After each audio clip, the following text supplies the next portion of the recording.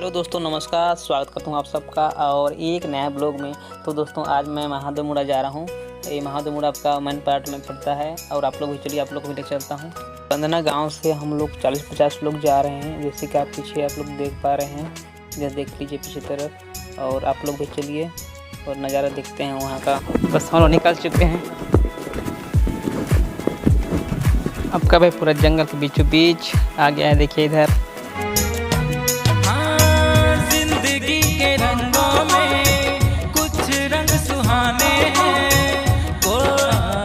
अभिलाषा अभिलाषा अभिलाषा अभिलाषा अभिलाषा अभिलाषा।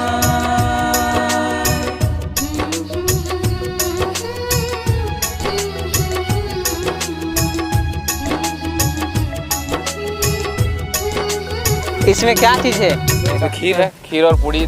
आज यहाँ सभी लोग आपस में बांट करके खाएंगे और सावन की अंतिम सोमवार का आनंद लेंगे, भगवान भोलेनाथ की पूजा करेंगे।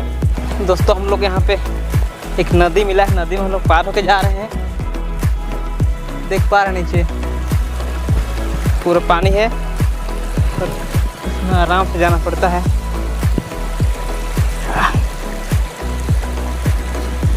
हो गया, बच गया। हम लोग जंगल के बीचों बीच जा रहे हैं। डगर से बना हुआ है, देख पा रहे हैं पीछे। हम लोग को नदी को पार करना पड़ेगा। देखिए, जो नीचे पार हुए थे वही वाला ऊपर भी, बस यहाँ पर थोड़ा सा घाट चढ़ना पड़ेगा। आइए,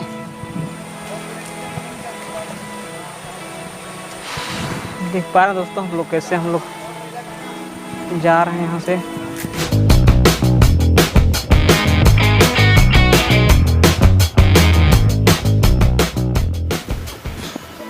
जैसा हम लोग तीसरा बार पार हुए नदी को, हम लोग आधा घंटा चलते फिर भी हम लोग पहुंच नहीं पा रहे हैं। पता नहीं अब कितना तो जाना पड़ेगा।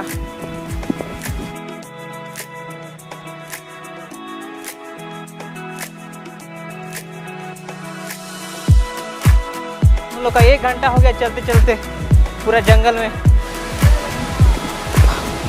तो गाइस, हम लोग का रास्ता महादेवमुड़ा का ये रास्ता देख पा रहे हैं। दर्शनीय स्थल तो ऐसे ही होता है, बहुत जंगल में चढ़ना पड़ता है, मुश्किल का सामना करना पड़ रहा है। उधर नीचे भी आ रहे हैं, उधर पार हो रहे हैं और आराम से चलना होगा।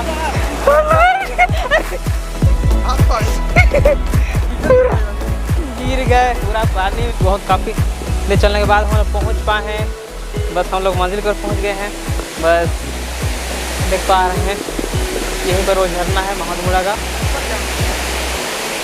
मैं भी पहली बार आया हूँ तो मेरे को पता नहीं है। ये देखेंगे, यही रहा है वो महादेवमुड़ा।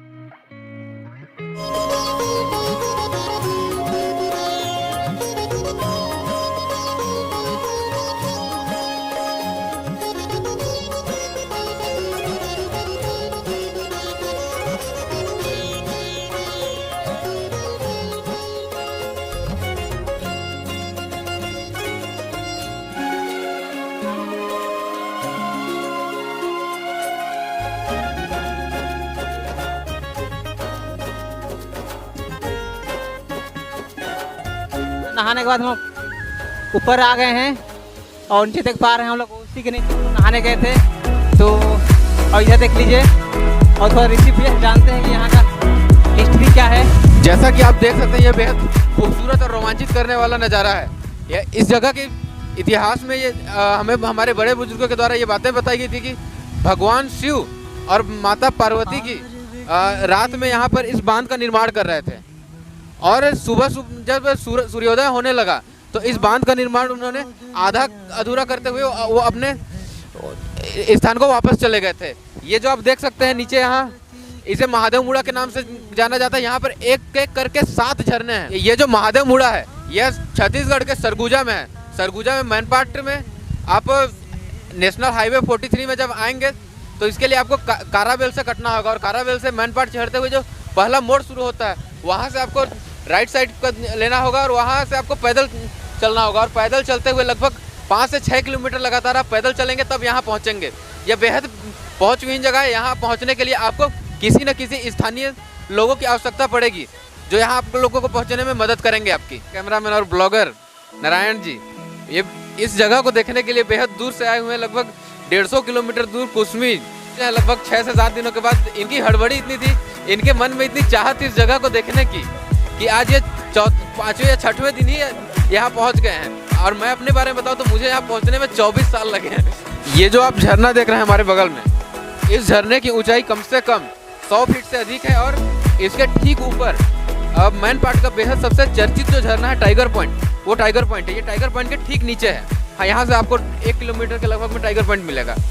और ये 100 फीट का, कम से कम ये 100 फीट का झरना है। और यहाँ से कोई गिरता है तो उसका बचना मुश्किल ही है। ये जगह जो है यहाँ भगवान शिव की अनुभूति आज भी होती है। आप यहाँ आकर के बैठें और मुझे पूरा विश्वास है कि यहाँ पे भगवान शिव का आशीर्वाद, उनकी छत्र छाया अपने आप महसूस होने लगती है। भगवान शिव के यहाँ साक्षात होने के प्रमाण है। ये जो आप लंबी सी पतली सी दीवार देख रहे हैं, ये दीवार काफ़ी आगे तक है। और ये दीवार आगे पहाड़ी तक बननी थी, मगर अंधेरा खत्म होने के कारण, भोर होने के कारण भगवान शिव ने इस बांध का निर्माण बंद कर दिया था। ये लगभग 80 फीट की दीवार होगी कम से कम। और इस दीवार का निर्माण जो भगवान शिव ने आधी रात को किया था, और भोर होते के कारण इस दीवार का निर्माण पूरा नहीं हो पाया था। आप देख सकेंगे ये दीवार का निर्माण यदि पूरा हो जाता तो ये जो पानी है, ये पानी यहाँ के बगल वाले गांव उड़मकेला में जाता। और मैनपाट चढ़ते हुए आप जो छोटा पुल पार करते हैं, वहाँ पे एक बहुत लंबी पुल का निर्माण हो सकता था यदि ये बांध भगवान शिव पूरा कर पाते तो। और बेहद खूबसूरत नज़ारा है यहाँ का। 100 फीट का झरना, उसके बाद फिर हम लगभग यहाँ से नीचे और 40 से 50 फीट। ये मैनपाट के सबसे खूबसूरत जगहों में एक है जहाँ एक साथ 7 झरने आपको दिखाई देंगे। और इन झरनों में यहाँ आपको कभी एकांत वायु तरह तरह के जो है जंगली जानवर नजर आएंगे। कहा जाता है कि यहाँ पहले जो है टाइगर शेरों का ये इलाका भी हुआ करता था। इन बीहड़, और बेहद बीहड़ जैसा जगह है ये। और यहाँ शेरों के रहने कारण यहाँ का नाम जो है टाइगर पॉइंट रखा गया है। और ये झरना कम से कम 100 फीट है। ऐसे ऐसे यहाँ 7 झरने आपको दिखाई देंगे जो आपको यहाँ आने का पर बेहद रोमांचित करते हुए महसूस होगा। और ये देखिए, आप झरना देखिए, ये झरना बिल्कुल बेहद खूबसूरत है और अद्वितीय है। ऐसा झरना मुझे नहीं लगता कि हमारे भारत में कहीं होगा जहाँ एक साथ 7 झरने और साक्षात भगवान शिव की अनुभूति, भगवान शिव के द्वारा निर्माण जो किया गया है उसके प्रमाण ये बेहद रोचक है और अलौकिक है। आपका ये बेहद खूबसूरत महादेव मुड़ा सरगुजा मैनपाट। भाई बहुत मजा आ रहा है।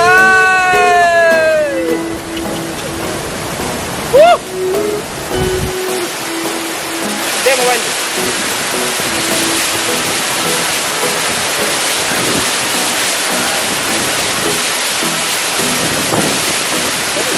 हम लोग नीचे उतरते हैं। अब मैं आपको एक और इस बात का प्रमाण दिखाता हूँ कि इस जो बांध का निर्माण है जो अधूरा है, इसका निर्माण भगवान शंकर ने ही किया था। आप देख सकते हैं ये जो पत्थर हैं, ये पत्थर बड़े आकार के पत्थर नहीं है। इन पत्थरों को यहाँ ला करके रखा गया है और इन पत्थरों को यहाँ सजाया गया है। देखिए, अच्छे से जमाया गया है।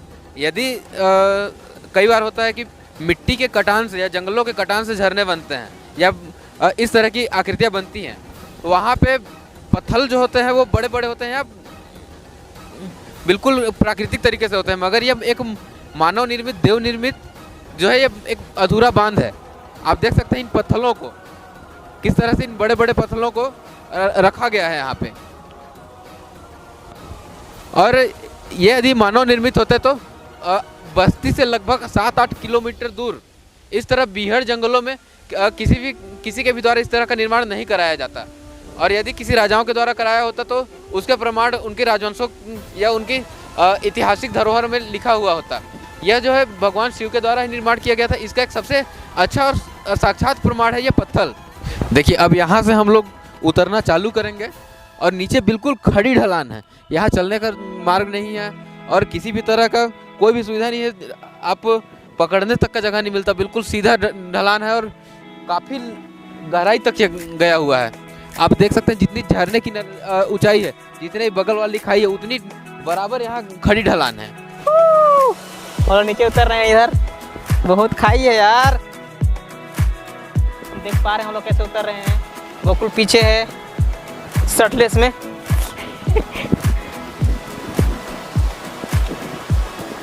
बहुत ध्यान से उतरना पड़ता है, नीचे खाई है पूरा। हो गया